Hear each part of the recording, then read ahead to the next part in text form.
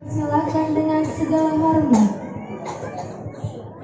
Film minggu tutupan gatel ngomongnya kami ceramah nang perbaungan wong telu ambil Ustadz Sulaiman, ambil Ustadz Rifaim ya aku rupanya Ustadz Rifaim itu bulan lembing tekon dhuwur masuk nang bajunya sampai nang buring ini ketuket deh di gawat memburi buka sarung jadi aku antisipasi.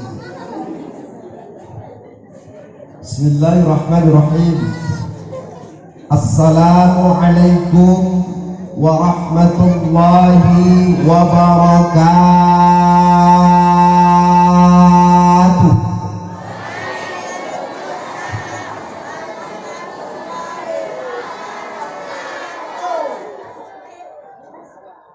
Hamdan wa syukran lillah, summa salatu wassalamu ala rasulillah, la hawla wa la quwata illa billah. Subhanaka la ilma lana illa ma 'allamtana innaka antal alimul hakim. Faqala Allah ta'ala fil Qur'anil 'azim fas'al ahla dzikri in kuntum la ta'lamun. Shadaqallahul 'azim wa shadaqa rasuluhun nabiyul karim wa nahnu 'ala dzalika minasyahidin wasyakirin walhamdulillahi rabbil alamin.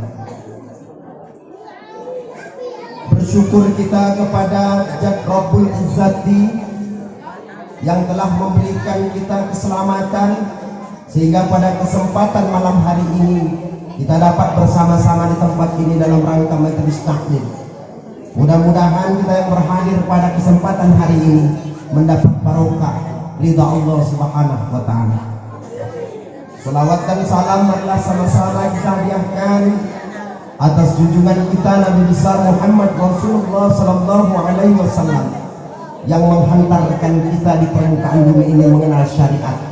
Kalau saja syariat itu tidak dihantarkan kepada kita, maka kita tidak tahu membedakan mana antara syariat dan mana antara maksiat. Mudah-mudahan di yaumil kiamat nanti kita akan mendapatkan syafaat. Yang saya muliakan teman saya Ustadz Sulaiman, Ustadz Soleh, Ketua Umum Mimbar Sergi, Ustadz India, Sekjen, Pak Solahuddin, anak-anak santri, Ustadz Pahotan ini santri kami, ngentir ibu, berdaki. Dan yang saya hormati Bapak Kepala Dusun, Bapak Ketua BKM, Ketua Remaja, Remaji, Grup Nasib, yang bajunya sama kayak saya, bajunya putih, roknya hitam, baju saya juga putih, celana hitam. Tadi nyanyi, paten kali nyanyinya. Kemudian wabil khusus kepada adik tadi yang sudah menyampaikan tausiahnya tentang berpakaian. Sopo mana ya? Oh, Bang Sane, Bang Sane yang saya hormati, saya doakan Bang Sane sehat selalu, dijauhkan wabah bala dan fahsyat, dialirkan rezekinya sehingga cepat ke Mekah, sampai ke Mekah tawaf keliling Ka'bah. Setelah itu wukuf di padang Arafah, berlari-lari kecil dari Sofa ke Marwah. Pulang dari Mekah bisa beli sawah. Setelah itu bangun rumah dan insya Allah bojone tambah. Yang saya hormati abang yang jaga sound system, saya doakan sehat-sehat ya Bang ya. Kelak ketika meninggal dunia dimasukkan ke dalam surganya Allah beserta sound systemnya. Hadirin wal hadirat rahimakumullah. Ketika kita berbicara masalah Isra Mi'raj itu Allah itu mengundang Rasulullah. Untuk apa Ustaz? Untuk menjemput perintah sholat. Jadi sholat itu merupakan kewajiban bagi kita setiap orang Islam. Laki-laki perempuan wajib sholat. Jadi ada orang Islam Ustaz, dia nggak sholat, maka dia dikenai dosa. Maka menurut Imam Al-Ghazali, sholat itu disebut roksul ibadah. Apa itu Ustaz roksul ibadah? Roksul itu kepala, ibadah itu ibadah. Jadi sholat itu roksul ibadah, kepalanya ibadah. Kalau manyun sobu, das, awak, sikil. Jadi sholat itu kepalanya. Maka kata Rasulullah, Ketika nanti seorang hamba meninggal dunia, berada di alam kubur, ditanyai oleh malaikat, yang pertama sekali adalah sholatnya. Kalau sholatnya nggak beres, maka amal-amal yang lain nggak beres. Zakatnya nggak beres. Tapi kalau sholatnya baik, maka amal-amal ibadahnya lain baik. Anak-anak, kalian mau duit? Mau?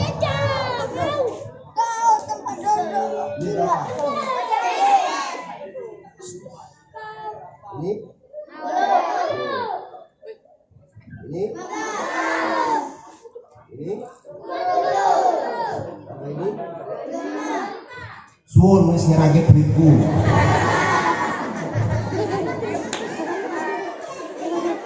Lecok ae men. Tunggu. Coba siapa yang bisa menjawab pertanyaan Ustaz? Satu pertanyaan goceng. Ya?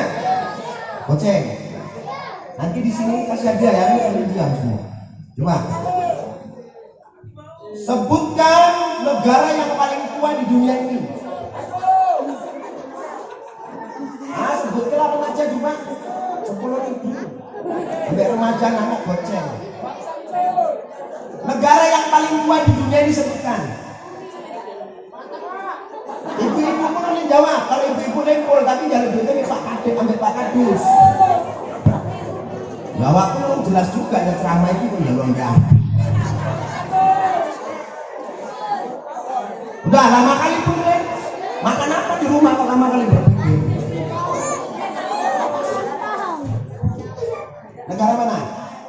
Mesir. Terus apa lagi? Salah. Pakistan. Sini kok. Sini. Lu enggak cari.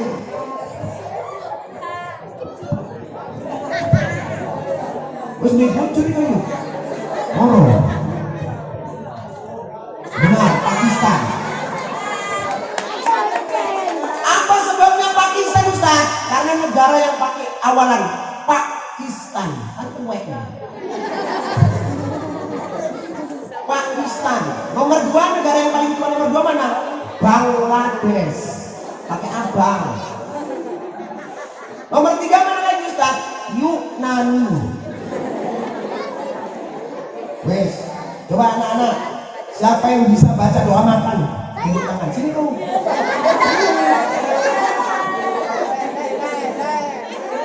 Kalau nggak mau di sini nggak usah. Siapa? Sini.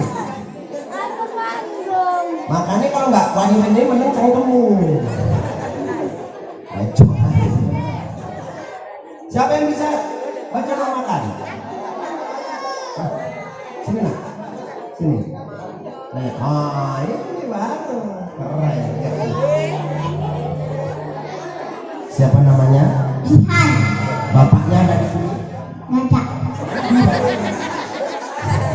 Bapaknya nandinya les. Anaknya ada.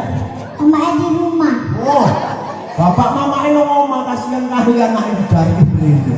Ya Allah ya Rabbi. Kalau besar mau jadi apa? Dokter. Oh iya, kalau jadi dokter nanti bapak mamanya disuntik mati aja nggak mau. Kita baca doa makan. Bismillahirrahmanirrahim. Allahumma barik lana fima razaqtana wa qina adzaban. Anak pinter kayak gini, mamanya colokin.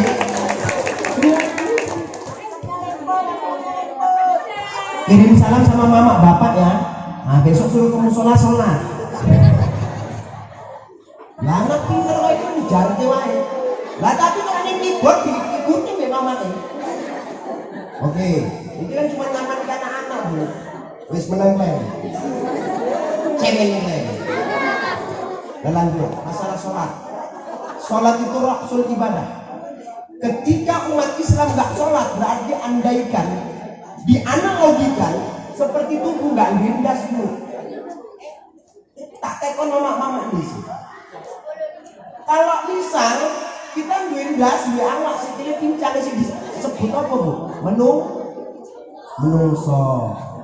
Dasi ene awake ning tangane puntung, amit di sikile puntung disebut apa? Menungso. sikile ning tangane ning ndase kuntung apa jenenge? Kepala kuntung. Setan. Setan. Memang setan itu suka nggon-nggon kayak gini. Ini satu kitab Pak, jenenge erek-erek. Setan itu paling suka nggon kayak gini 01 erek-erek setan. Ojo dipasang enggak keneng. Apa yang dilakukan setan nggon kayak gini Bu? Ditaburi paku.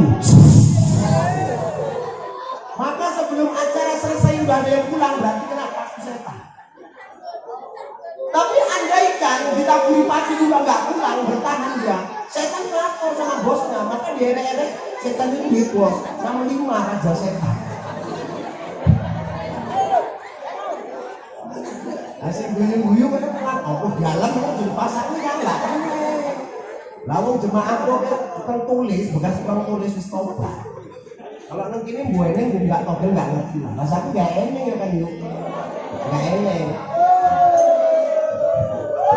Asing balik lah kaki setan nih. Itu nih. Itu nih. Itu lah kain saya ngomongnya. Ini saya India. Lah kain saya. Wes. Ngelakon dene ambek raja setan. Apa mengira raja setan? Kowe iki lho. Apa nih gawane lem setan. Itu makanya nek lem setan. Ditempelkeun motor nih. Enggak gerak mau tapi tunduk merem nih. Balik tekan ngomong, apa cerita Ustaz embuh lah, nggak ngerti. Tunggu. Maka ada satu amalan Bu. Ketika di majelis taklim ini, kalau bawaannya ngantuk aja. Yang pertama Bu, sebelum diamalkan itu periksa dulu Bu ke dokter, bisa jadi itu penyakit gula. Yang kedua, ada satu amalan, menjagakan supaya mata kita nggak ngantuk kalau di majelis taklim. Wirid siang itu kadang ngantuk ya kan Bu. Angkat jempol itu. Angkat jempol diajari kok. Wah. Sehingga belum angkat jempolnya nggak belum ngamal itu. Angkat jempolnya. Bacakan selawat. Allahumma sholli ala sayyidina Muhammad. 3 kali. 3 kali. Masukkan ke telak. Tempelkan ke mata. Insya Allah nggak ngantuk. Itu amalannya Bu. Ini betul. Tapi ketika juga sudah dibacakan itu masih uap-uap juga, ulangi bacaan itu tadi. Bacakan selawat. Tadi 3 kali menjadi 7 kali. Setelah itu jangan masukkan ke telak kita, masukkan ke telak kawan.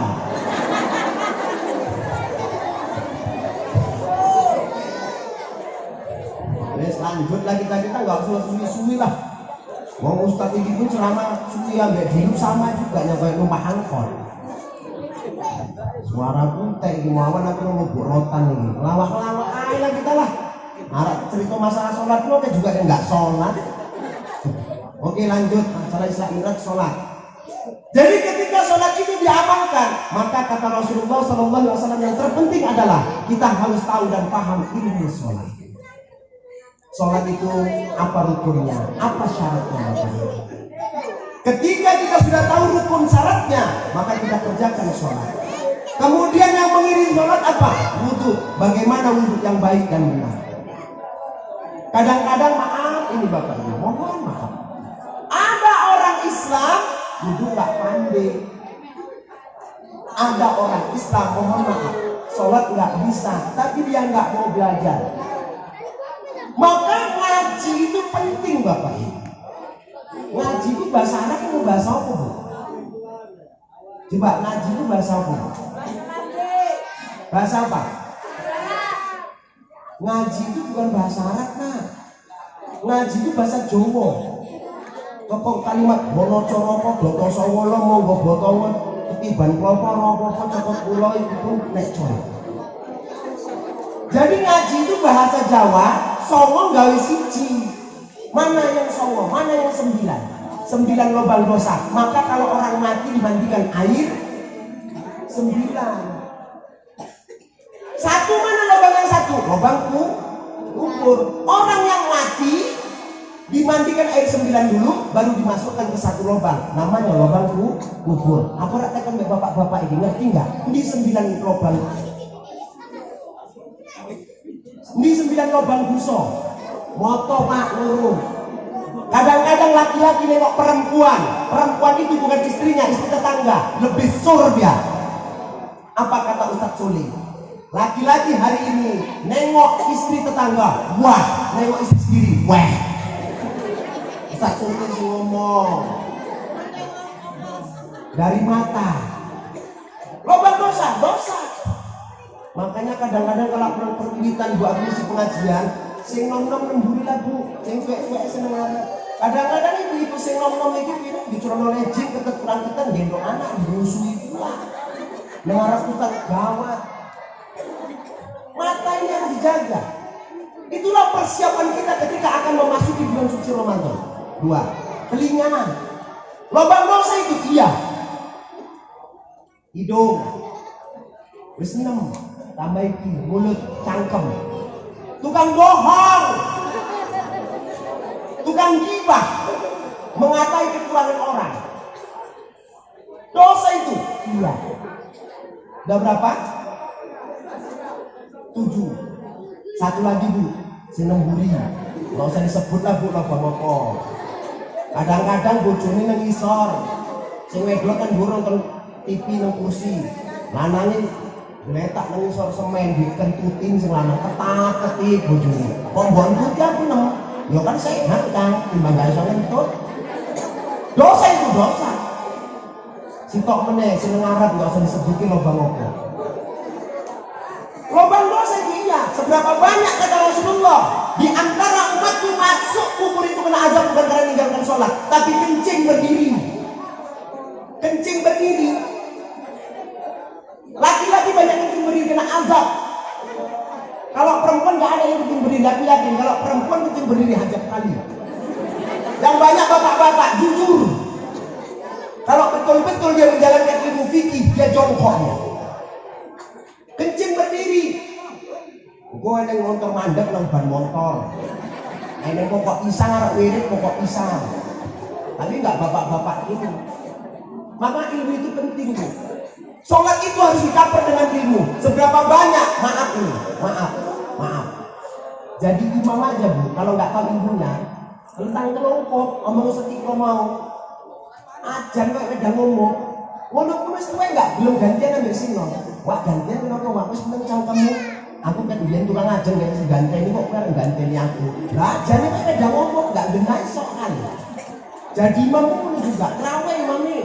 Ayatnya panjang kurang panjang. Rekat pertama Yasin, bilang ayat Yasin itu.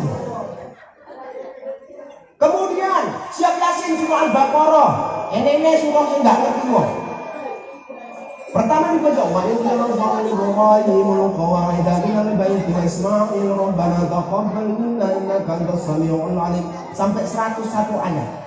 Rakaat kedua lagi ini wama itu kan mungkin kan wama Muhammad apa wama arsalna makmum ini bingung sendiri tapi aku bingung deh wama apa ini. Makanya kalau jadi imam itu jokem lele, joyat panjang-panjang. Maka sholat itu dikaper dengan ilmu. Kejadian di Bagan Batu bu, Suami istri nikah 32 tahun. Sing wedok rajin sholat, sing lanang nggak pernah sholat. Rupanya kosong ini itu hidayah bang, sholat lakukan bang. Aku nggak pandai sholat ya. Bojone sing wedok itu jenenge lagi ya. Aku nggak pandai sholat ya. Wes melu wae bang. Ambil konsumsi belum ya bang ya karena bayar roya bang nikah anak kita omongin ustaz kalau nikah ya anak jadi wali gak sholat asik bang kurang aktor apa iya belum abang sholat muna gak apa-apa aja tak jikok ya bang ke pakaian itu jikoknya pakaian itu jikoknya sarung pilih sarung wadimur eneng gajah duduk gajah telentang gajah telungkup ini sarung mangga bacang kue ini. Jadi di belok gak ada sing cocok. Oh ini sarung Samarinda itu yang ini ngomong bojone. Sarung kapan itu duwe kado waktu kita nikah bang. Nah di jiwa kan sarung kado buang konon nggo sing lanang. Baju koko nggo sarung. Rupane enggak pernah nggo sarung iki mau ada kurang padet. Sampai arek nang sholat ya ini lakune pun payah. Sampai nang sholat ya ini golek kamar mandi, didelok kamar mandi. Lah kayak kamar mandi, diprakeke wong mudhu.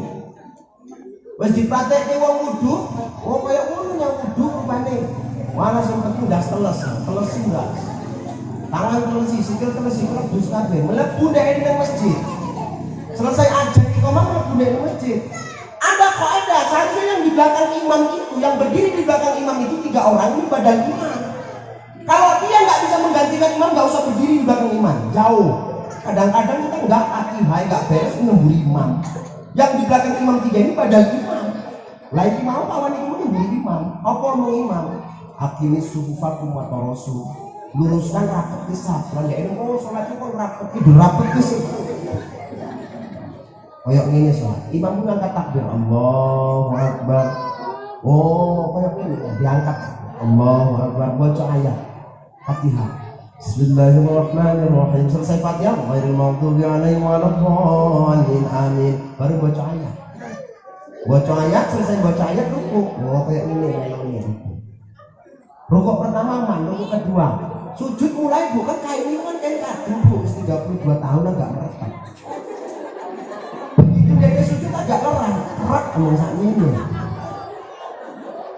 Jadi sih yang budidaya ini kan dilok juga loh mama ini kayak ini kok koyak. Dijar gini sih ngadep ini mulai agak opo. Sing nemburi kasihan ditutupi juga kan di tangannya. Jadi dia batin oh sholat itu rupanya kayak ini nempel-nempel nemburi. Jadi kalau sing nemburi nempelnya aku berarti aku nempel wa imam. Tempelnya juga tangan dia lah wa imam pakai ginjal. Wa imam mikir sopo langsung nempel-nempel aku jadi imam 10 tahun orang ini si wani nempel-nempel ini kok ada sing nyetel. Wes imam sabar pertama sabar. Rakaat kedua gak opo.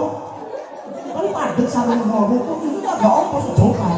Lah sing nemburi mau pikir kalau tangan siji gak nutup lah tangan loro. Dia mikir nih lo mau pertama tangan siji itu sarung. Entek tangan loro. Oh berarti tangan loro. Tutup ketewa imam. Begitu dia ini sujud, tabak agak roboh taman. Rupanya ditutupi kesenggol tewa itu. Oh rupanya ini sholat. Lah tewa imam dirogot teman sholat. Ginjal imam paket. Ditunjang tewa imam tahu. Aku jadi imam 14 tahun orang semuanya nyetel itu sopo itu. Oh rupanya sholat ini tunjang oke. Aku tunjang juga tunjangan jendol. Selesai sholat salam balik ke rumah. Ya aku manis lah sholat yang kenapa bang? Rupanya sholat itu sakit ya. Tunjang berarti bendol ini. Sampai tunjang wah imam. Nah itulah. Kenapa? Tidak mempunyai ilmu. Pantas kalau Rasulullah SAW mengatakan, la taqumu sa'ata hatta yuqbadul ilmu. Nanti di akhir zaman akan terjadi ilmu itu hilang dari permukaan ini. Hari ini generasi muda kita enggan mempelajari ilmu. Maka oleh karena itu Bapak Ibu, dari mimbar Serdar, Ustadz Sulay memperkenalkan satu produk namanya mimbar Serdar. Apa produknya Ustadz? Di mimbar Serdar itu anak-anak remaja direkrut. Anak-anak kita diajari tausiah, khutbah, menjadi imam, tahfizul Quran, tilawatil Quran. Untuk apa? Memproduk regenerasi muda yang berilmu. Tapi hari ini mimbar Serdar sedang menghimpun dana untuk pembangunan kantor mimbar Serdar yang sudah disampaikan oleh Ustadz Ikram. Hari ini mimbar Serdar itu sedang menyewa. Dan alhamdulillah ada yang menginfakkan sebidang tanah. Maka kami pun insya Allah sebelum Ramadan ini akan mengawali peletakan batu pertama. Maka oleh karena itu besar harapan kami pada malam hari ini kami membawa Al-Quran yang mana Al-Quran ini akan kami lelang. Hasil penjualannya 1 rupiah pun tidak kami pergunakan. Apa sebab? Kami ceramah ini Bapak Ibu nggak dibayar Pak. Nggak dibayar kami, ikhlas ini. Demi apa? Demi mimbar Serdar. Tujuannya untuk umat, untuk generasi muda, supaya generasi muda kita ini berilmu. Dan ketika ilmu itu sudah ada, bapak ibu yang memiliki anak, yang memiliki saudara, akan sampai doanya kepada kita.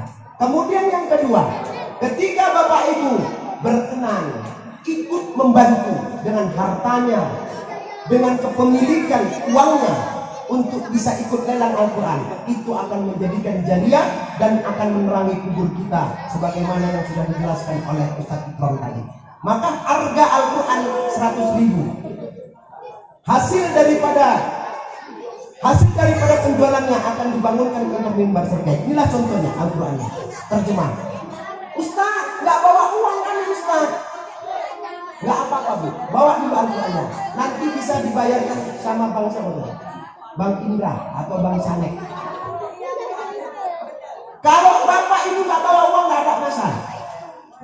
Jadi inilah harta yang sebenarnya Bu. Maaf, ketika kita mempunyai duit Bu 100.000, makan kita di rumah makan Bu. Mohon maaf di belakang Bu. Tapi ketika kita bisa menyisihkan 100.000, kita infakkan di jalan Allah, nanti akan mendatangi kita di yaumil hisab dan menerangi kita di alam kubur. Inilah yang disebut dengan harta yang bermanfaat. Maka oleh karena itu, harapan kami Bapak Ibu berkenan membantu Mimbar Syarqi untuk perkembangan umat, kemajuan umat, dan ke depan agar agama Islam kita bisa terang benderang. Jadi saya pikir itu saja yang dapat saya sampaikan dan saya kaji. Kesimpulannya adalah ketika kita akan menghadapi bulan suci Ramadan, yang pertama, benahi amal ibadah kita, sholat kita. Kalau hari ini sholat kita belum baik, perbaiki. Sholat kita banyak yang bolong hari ini di bulan Syakban ini, karena Syakban itu artinya bercabang. Kenapa bercabang Bapak Ibu? Setiap amal ibadah yang kita lakukan bercabang-cabang. Kemudian yang kedua, di bulan Syakban ini perbanyak istighfar. Seberapa banyak pun dosa yang kita lakukan, kalau kita minta ampun, taubat kepada Allah, niscaya Allah akan mengampuninya. Yang ketiga, perbanyaklah kita membaca sholawat. Karena di bulan ini Allah Subhanahu wa taala menurunkan ayat yang berkaitan dengan sholawat. Innallaha wa malaikatahu yusholluna 'alan nabi ya ayyuhalladzina amanu shollu 'alaihi wa sallimu taslima. Yang keempat, perbanyak sedekah. Yang kelima, perbaiki hubungan hablum minan nas, antara suami dengan istri, istri dengan suami, anak dengan orang tua dengan anak, jiran tetangga. Kadang-kadang tanpa kita sadari kita kepada jiran tetangga 4 tahun nggak bercakapan gara-gara apa? Kambing makan tanaman kita. Kadang-kadang tanpa kita sadari kita sebagai anak ada menengki mama kita dulu. Anak kok menengkan orang tua. Lahir dari mana nih kamu? Kadang-kadang tanpa kita sadari kita selalu menyakiti hati bapak mama kita. Minta maaf. Sehebat apapun amal ibadah kita, sholat kita nggak pernah tinggal, haji berkali-kali. Kalau kita menyakiti hati perasaan bapak-bapak kita, jangankan masuk surga, bautnya nggak dapat. Walaupun surbannya ini keliling sampai 2 meter, jilbabnya sampai kengsreng lemah, nggak akan masuk surga. Mambunya pun udah sekolah durhaka nih, minta maaf sama orang tua. Maka ada satu prinsip kata Rasulullah, bagaimana kita bisa menjaga kekeluargaan kita. Satu kata Rasulullah, jangan paksakan orang lain cocok sama kita, kita yang mencocokkan sama orang lain. Maka kalau kita memandang seseorang, jangan sepele. Kadang-kadang hari ini kita memandang seseorang karena dia punya jabatan, mobilnya bagus, rumahnya mewah, datang hormat cium tangan, sama bapak mama kita nggak pernah kita cium tangan. Orang miskin datang ke rumah kita sepelekan. Assalamualaikum, salam, siapa? Bapak sebelah, bilang mama nggak ada, paling tidak kita tahu jelas deh. Sepele, kata Rasulullah, al-idlalu lahu bi'aini. Jangan pernah sepelekan orang, terlebih-lebih orang miskin. Bisa jadi orang miskin itu lebih baik daripada kita. Bisa jadi orang miskin itu hartanya halalan thayyibah. Ada orang kaya, tapi mungkin hartanya ada yang subhat. Maka oleh karena itu, dari harta-harta subhat itulah untuk mensucikannya dengan sedekah, infak. Mudah-mudahan menghadapi bulan suci Ramadan ini kita dalam keadaan fitrah dan kita bisa diberikan kekuatan batinnya, juga kita berikan istiqomah menghadapi bulan suci Ramadan hingga kita bisa melaksanakan amal ibadah sampai akhir Ramadan. Amin ya rabbal alamin. Jadi itu saja yang dapat kita sampaikan. Lebih dan kurang mohon maaf kalau ada salah-salah kata dan yang dapat menyinggung perasaan Bapak Ibu. Sekali lagi kami dari Mimbar Syarqi mohon maaf yang sedalam-dalamnya. Kalaulah ada paku yang patah, jangan masukkan ke dalam celana. Kalaulah ada tausiah yang salah, tolong jangan dibawa kemana-mana. Kalaulah ada sumur di ladang, boleh kita mandi rame-rame. Kalau ada acara semacam ini, boleh kami undang lagi. Masalah amplop bisa dami-dami. Kalau tidak bilang-bilanglah tuan, janganlah pula bilang batang jerami. Selesai acara ini pasti pulang. Lain kali kalau diundang, pasti kemari lagi. Burung irian, burung cendrawasih, burung baram, si burung bangau. Itulah nama-nama burung yang ada di Serdang Raya. Waktu yang nonton TV cukup sekian dan terima kasih. Bila taufiq wal hidayah. Assalamualaikum warahmatullahi wabarakatuh.